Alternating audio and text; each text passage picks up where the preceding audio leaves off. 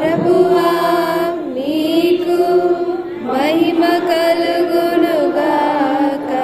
అధ్యాయము 18 వచనము 1 నుండి. యేసు తన శిష్యులతో కేద్రోను లోయ దాటి వెళ్ళెను. అక్కడ ఒక తోట ఉండేను. ఆయన తన శిష్యులతో కలిసి అందులో ప్రవేశించెను. యేసు తరచుగా తన శిష్యులతో అతడికి వెళ్ళుచుండెను. కనుక ఆయనను అప్పగింపనున్న యూదాకు ఆ స్థలము తెలియను. యూదా సైనికులను, ప్రధాన అర్చకులు, పరిసయ్యులు పంపిన బంట్రోతులను, అధికారులను వెంటబెట్టుకొని ఆ తోటలోనికి వచ్చాను. వారు దివిటీలు, కాగడాలు, ఆయుధములు తీసుకొని వచ్చి, అప్పుడు యేసు తనకు సంభవింపనున్నది ఎరిగి ముందుకు వచ్చి, మీరు ఎవరిని వెదకుచున్నారు అని అడిగాను. నజరేయుడగు యేసు అని వారు సమాధానమిచ్చిరి. నేనే ఆయనను అని యేసు వారితో చెప్పాను. గురుద్రోహి యొక్క యూదా వారితో నిలుచుండి ఉండెను. యేసు నేనే ఆయనను అని చెప్పగానే వారు వెనుకకు తగ్గి నేల మీద పడిపోయి ఆయన మరలా మీరు ఎవరిని వెదకుచున్నారు అని ప్రశ్నించెను. అందుకు వారు నజరేయుడగు యేసు అని పలికిరి. నేనే ఆయనను అని మీతో చెప్పిదిమి కనుక మీరు నన్ను వెదకుచున్నచ్చు వీరిని పోనిందు అని యేసు తిరిగి చెప్పెను. నీవు నాకు వసిగిన వారిలో ఏ ఒకరినైనాను నేను పోగొట్టుకొనలేదు అని వాక్యము నెరవేరుటకు ఎత్తు చెప్పెను. సీమోను పేతురు తన యొద్దనున్న కత్తితో ప్రధాన అర్చకుని సేవకుని కుడి చెవిని తెగనరికెను. ఆ సేవకుని పేరు మల్కోసు.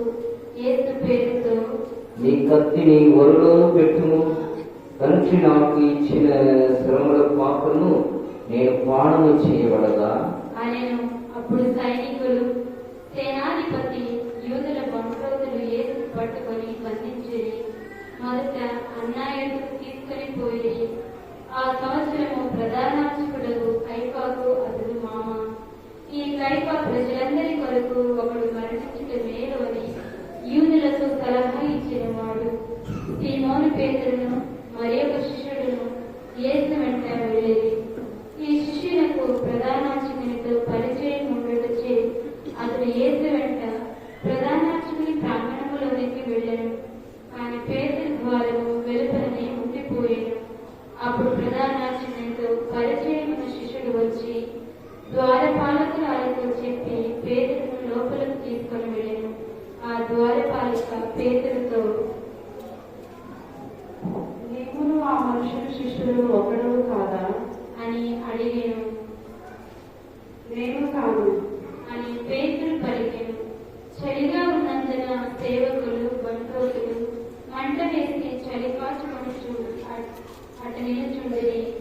పేతురును వారితో కలిసి చలి కాచుకొనుచు నిలుచుండెను.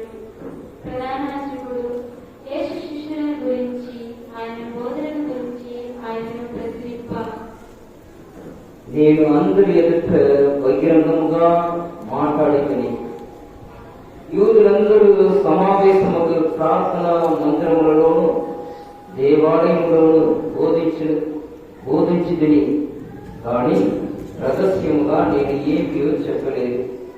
నీవు నన్ను అడుగుట ఎందుకు? నేను వారికి ఏమి బోధించదనో వీరిని వారినే అడుగుము. నేను ఏమి చెప్పినది వారు ఎరుగుదురు అని యేసు పలికెను.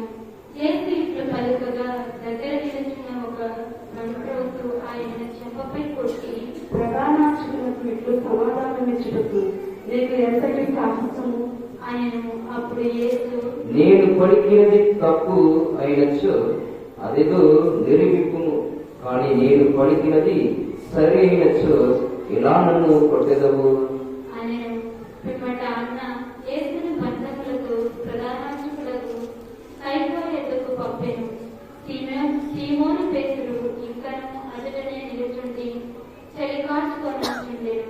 అతనున్న వారు అతనిని చూసి నీవు ఆయన శిష్యులని వాడవు కావా అని అడిగి అందుకు పేతురు పొందుచు నేను కాను.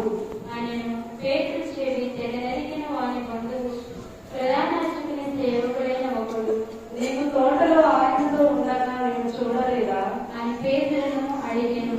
పేతురు నేను ఎరుగను. అని పొంకెను. వెంటనే కోడి కూర్చును. అప్పుడు వారు యేసుని కైఫా ఎద్దు నుండి అధిపతి మందిరంలోనికి తీసుకుని పోయి అది తెల్లవారుజాము పాస్కా భుజించుటకై మైల పడుకుంటుటకు వారు ఆ మందిరంలోనికి వెళ్ళలేదు. అందువలన పిలాతు వెలుపలున్న వారి ఎద్దకు వచ్చి ఏ నేరంపై నేను ఇతను తీసుకుని వచ్చింది అని అడిగాను. ఇతడు నేరం చేసిన వాడు కానిచో మేము ఇతడిని మీ చేతికి అప్పగించేది వారము కాము అని వారు పలికిరి. అందుకు పిలాతు మీరే ఇతడిని తీసుకుని వెళ్ళి మీ చట్ట ప్రకారం విచారింపుడు అని ఎవరికి మరణదండన విధించు అధికారము మాకు లేదు అని యూదులు చెప్పిరి. యేసు తాను ఎట్టి మరణం పొందబోతున్నాడు సూచించి చెప్పిన మాట ఇప్పుడు నెరవేరెను. పిలాతు మరల మందిరంలోనికి వెళ్ళి యేసును పిలిపించి నీవు యూదుల రాజువా అని అడిగాను. నీవే స్వయముగా ఈ మాట అడుచున్నావా, లేక ఇతరులు నన్ను గురించి నీతో ఇది చెప్పిరా? అని యేసు తిరుగు ప్రశ్న వేశాను. అందుకు పిలాతు నేను యూదులను అనుకొచ్చున్నావా నీ ప్రజలు ప్రధానార్చకులే నిన్ను నా చేతికి అప్పగించేది నీవు ఏమి చేస్తుంది అని అడిగాను. నా రాజ్యము ఈ లోక సంబంధమైనది కాదు. నా రాజ్యము ఈ లోకమునకు చెందినదైనచో నేను యూదుల చేతులలో పడకుండా నా అనుచరులు నా పక్షమున పోరాడేవారు. కానీ నా రాజ్యము ఈ లోక సంబంధమైనది కాదు అని యేసు సమాధానమిచ్చాను. అందుకు పిలాతు అట్లయినా నీవు రాజువా అని అడిగాను. నేను రాజునని నీవే చెప్పుచున్నావు. నేను సత్యములకు సాక్ష్యం ఇచ్చుటకు జన్మించితిని. దీని కొరకే ఈ లోకమునకు వచ్చిదివి. సత్య సంబంధులందరూ నా మాట ఆలకింతురు అని ప్రత్యుత్తరం ఇచ్చాను. సత్యం అనగా ఏమి అని పిలాతు ఆయనను అడిగాను. పిలాతు ఇట్లడిగి మరలా యూదుల వద్దకు వెళ్ళి వారితో ఇట్లనేను. నాకు ఆయనలో ఏ దోషము కనిపించలేదు. పాస్కా పండుగ సందర్భమున నేను మీకు ఒక బందీని విడుదల చేయు ఆచారం ఉన్నది కదా, యూదుల రాజును మీ కొరకు విడుదల చేయమందురా ఆయనను వారు మరలా కేకలు వేయచ్చు ఇతడిని కాదు బరబ్బను విడుదల చేయుడు అని ఈ బరబ్బ బందిపోటి దొంగ. అప్పుడు పిలాతు యేసును వడ్డాలతో కొట్టించెను. సైనికులు ముళ్ళ కిరీటము వల్లి దానిని ఆయన శిరస్సుపై పెట్టి ఆయనకు ఊదా వస్త్రములను తొడిగి పిమ్మట వారు ఆయన ఎద్దుకు వచ్చి యూదుల రాజా నీకు శుభము అని నమస్కరించి ఆయన ముఖముపై కొట్టి పిలాతు మరలా బయటకు వెళ్ళి ప్రజలతో ఇదిగో ఈయనలో నాకు ఏ దోషము కనిపింపలేదని మీరు తెలుసుకున్నట్టు నేను మీ ఎదుటను ఈయనను తీసుకొని వచ్చుచున్నాను అని చెప్పాను. అప్పుడు యేసు ముళ్ళ కిరీటమును ఊదా వస్త్రమును ధరింపచేయబడిన వాడే బయటకు వచ్చాను. ఇదిగో ఈ మనుషుడు అని పిలాతు వారితో చెప్పాను. ప్రధానార్చకులు అధికారులు ఆయనను చూచినంతనే వారిని సిలువ వేయుడు అని కేకలు వేసిరి. ఆయన యందు నాకు ఏ దోషము కనిపించలేదు. మీరే ఈయనను తీసుకొని వెళ్ళి సిలువ వేయుడు అని చెప్పాను. అప్పుడు యూదులు దేవుని కుమారుడని ఇతను చెప్పుకొనుచున్నాడు కనుక మా చట్ట ప్రకారము ఇతడు చావవలసినదే అని అది విని పిలాతు ఇంకా ఎక్కువగా భయపడి మళ్ళా మందిరంలోనికి వెళ్ళి యేసును నీవు ఎక్కడి నుండి వచ్చితివి అని ప్రశ్నించాను. కానీ యేసు ఏమీ వదిలి పలకలేదు. కనుక పిలాతు నీవు నాతో కూడా మాట్లాడవా?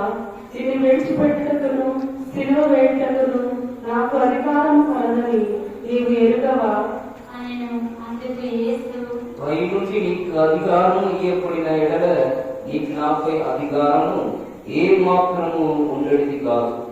అందుచే నన్ను నీ చేతికి అప్పగించిన వాడు ఎక్కువ పాపము కట్టుకొనుచున్నాడు అని పలికెను. అంతటి పిలాతు ఆయనను విడిచిపెట్టుటకు మరీ ఎక్కువగా ప్రయత్నింపసాగాను. కానీ యూదులు, ఇతనిని విడిచిపెట్టినచో నీవు చక్రవర్తి మిత్రుడవు కాదు, తను తాను రాజులని చెప్పుకున్నవాడు చక్రవర్తి విరోధి అని కేకలు వేసిరి. పిలాతు ఈ మాటలు విని యేసును వెలుపలకు తీసుకొని వచ్చి రాళ్లు పరిచిన స్థలమందు న్యాయపీఠముపై కూర్చుండెను. దాని హీబ్రూ భాషలో గబతా అందరూ. అది పాస్కా పండుగకు సిద్ధపడు దినము. ఇంచుమించు మధ్యాహ్నము 12 గంటల సమయము. పిలాతు యూదులతో, ఇదిగో మీ రాజు అనెను. అందుకు వారు, ఇతనిని చంపివేయుడు, ఇతనిని చంపివేయుడు, ఇతనిని సిలువ వేయుడు అని కేకలు పెట్టేది. పిలాతు వారితో, నేను మీ రాజుని సిలువ వేయుడునా? ఆయనను. అందుకు ప్రధాన అర్చకులు సీజర్ తప్ప మాకు వేరొక రాజు లేడు అని పలికిరి. అప్పుడు పిలాతు యేసును సిలువ వేయుటకు వారి చేతికి అప్పగించెను. కనుక వారు ఆయనను తీసుకుని పోయిరి. యేసు తన సిలువను మోసుకొని కపాలమున స్థలమునకు వెళ్ళెను. దాని హీబ్రూ భాషలో గొల్గొతా అందరు. అక్కడ వారు యేసును సిలువ వేసిరి. యేసుని మధ్యలో ఆయన ఇరువైపులా మరి ఇద్దరిని అట్లే సిలువ వేసిరి. నజరేయుడగు యేసు యూదుల రాజు అని బిరుదమును వ్రాయించి పిలాతు ఆయన సిలువపై పెట్టించెను. యేసును సిలువ వేసిన స్థలము నగరమునకు దగ్గరగా ఉండుటచే యూదులు అనేకులు దాన్ని చదివిరి. అది హీబ్రూ, లతీను, గ్రీకు భాషలలో వ్రాయబడిను. అంతటి యూదుల ప్రధానార్చకులు పిలాతుతో, యూదుల రాజు అని వ్రాయకును, నేను యూదుల రాజును అని అతను చెప్పినని వ్రాయను అనేది. అందుకు పిలాతు, నేను రాసినవేమో రాసినది అంతే ఆయనను. యేసును సిలువ వేసిన పిమ్మట సైనికులు ఆయన వస్త్రములను 4 భాగములు చేసి తలా ఒక భాగము తీసుకొనిరి. వారు అంగీని సహితము తీసుకొనిరి. అది పైనుండి క్రిందకు కుట్టు లేకుండా నేయబడి ఉన్నందున దీనిని చెప్పవద్దు, ఇది ఎవరికి వచ్చును, అదృష్టపు చీట్లు వేసుకుందాము అని వారు ఒకరితో ఒకరు చెప్పుకొనిరి. వారు తమలో నా వస్త్రములు పంచుకొనిరి. నా అంగీ కొరకు అదృష్టపు చీట్లు వేసుకొనిరి అని లేఖనము నెరవేరినట్లు ఇది జరిగిన. ఇందువలననే సైనికులు ఇట్లు చేసేది. యేసు సిలువ చెంత ఆయన తల్లియు ఆమె సోదరి క్లోపా భార్యకు మరియమ్మయు మొత్తర మరియమ్మయు నిలవబడి ఉండేది. తన తల్లియు తాను ప్రేమించిన శిష్యుడును దగ్గర నిలిచి ఉండుట యేసు చూచి యేసు తన తల్లితో, స్త్రీ, ఇదిగో నీ కుమారుడు, ఆయన. ఆ తరువాత శిష్యునితో, ఇదిగో నీ తల్లి. ఆయన. శిష్యుడు ఆ గడియ నుండి ఆమెను స్వీకరించిన తన సొంత ఇంటికి తీసుకుని పోయాడు. పిదప యేసు అంతయు సమాప్తమైనదని గ్రహించి, నాకు దాహమగుచున్నది ఆయనను. ఆ రసములో నుంచి దానిని అక్కడ పులిసిన ద్రాక్షారసముతో నిండిన పాత్ర ఉండేది. వారు నీటి పాచిని ఆ రసంలో ముంచి దానిని ఇసోపు కొలకు తగిలించి ఆయనకు అందించి యేసు ఆ రసమును అందుకొని సమాప్తమైనది అని తల వంచి ప్రాణము విడిచెను. అందరూ గుర్తు చేద్దాం.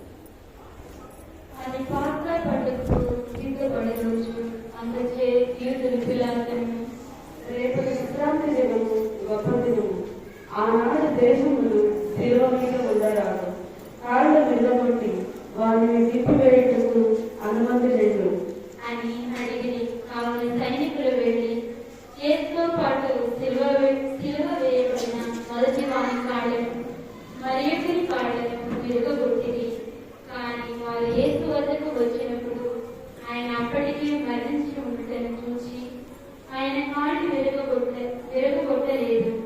అయితే సైనికులలో ఒకడు ఆయన ప్రక్కను బల్లెముతో పొడిచెను. వెంటనే రక్తము నీరు స్రవించెను. అది చూచిన వాడు వీరిని గురించి చెప్పుచున్నాడు. అతడు చెప్పినది వాస్తవము. వీరును విశ్వసించుటకును అతడు సత్యము చెప్పుచున్నాడని అతడు ఎరుగును. ఆయన ఎముకలలో ఒకటేను విరగొట్టబడదు అని లేఖనము ఇట్లు నెరవేరెను. వారు తాము పొడిచిన వారిని వంక వీక్షించరు అని మరియొక లేఖనము ఇట్లు నెరవేరెను. పిమ్మట అరిమత్తయి యోసేపు పిలాతు వద్దకు వెళ్ళి యేసు భౌతిక దేహమును ఇయ్యగోరెను. యూదుల భయము వలన ఈ యోసేపు బహిరంగము కాక రహస్యముగా యేసు శిష్యుడై ఉండెను. పిలాతు అనుమతి నొసగా అతడు వెళ్ళి యేసు భౌతిక దేహమును తీసుకుని పోయాను. మొదట యేసును రాత్రి వేళ సందర్శించిన నికోదేము కూడా ఇంచుమించు 150 సేర్ల బరువు గల పరిమళ ద్రవ్యమును అతన్ని తీసుకొని వచ్చెను. వారు యేసు దేహమును తీసుకొని యూదుల భూస్థాపన సాంప్రదాయానుసారము దానికి పరిమళ ద్రవ్యమును పూసి నారు వస్త్రముతో చుట్టిరి. యేసు సిలువ వేయబడిన చోట ఒక తోట కలదు. ఆ తోటలో ఇంతవరకెవరిని భూస్థాపన చేయని ఒక క్రొత్త సమాధి ఉండేది. ఆ విశ్రాంతి దినమునకు యూదులు సిద్ధపడు దినమొకట చేతను ఆ సమాధి సమీపమున ఉండట చేతను వారు యేసును అనుభవించేది.